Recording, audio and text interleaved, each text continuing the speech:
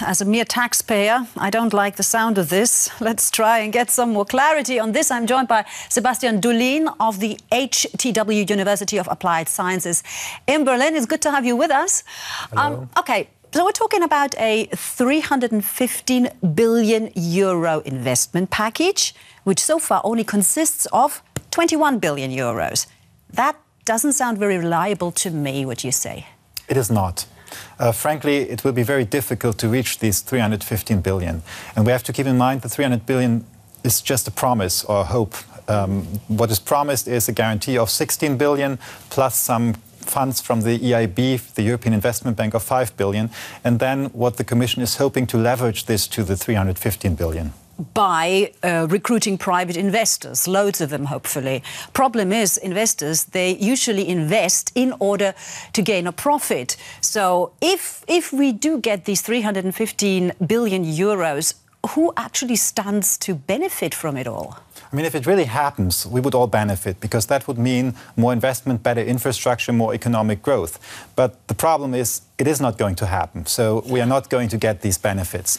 OK, if it's not going to happen, then I, as a taxpayer, don't have to be worried about having to foot the bill in the end, then?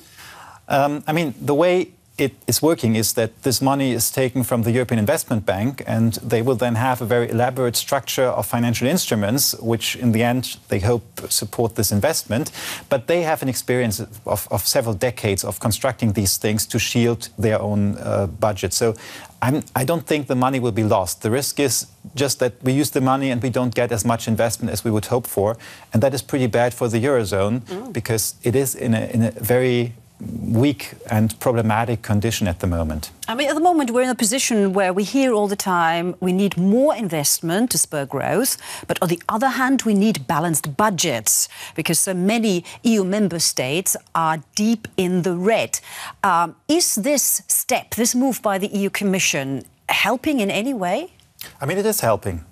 Even a little investment is better than no investment. But it clearly is not enough. And in order to get enough, you would have to change this approach, what you said. I mean, we cannot have balanced budget and still want more investment and public investment, maybe.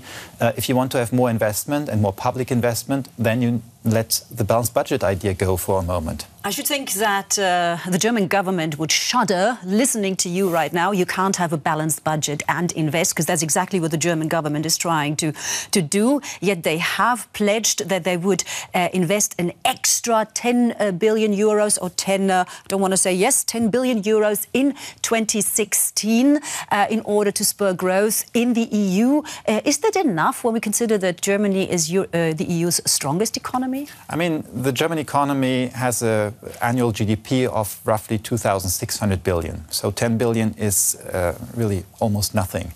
And the investment gap, which we are seeing in Germany, is much bigger than that. So the 10 billion is exactly evidence of the fact that it doesn't work. You cannot invest more without borrowing more money at the moment. So this 315 billion euro investment package, not quite the Christmas present we were hoping for, I gather. Sebastian Dullien, thank you very much for joining us today. Thank you very much.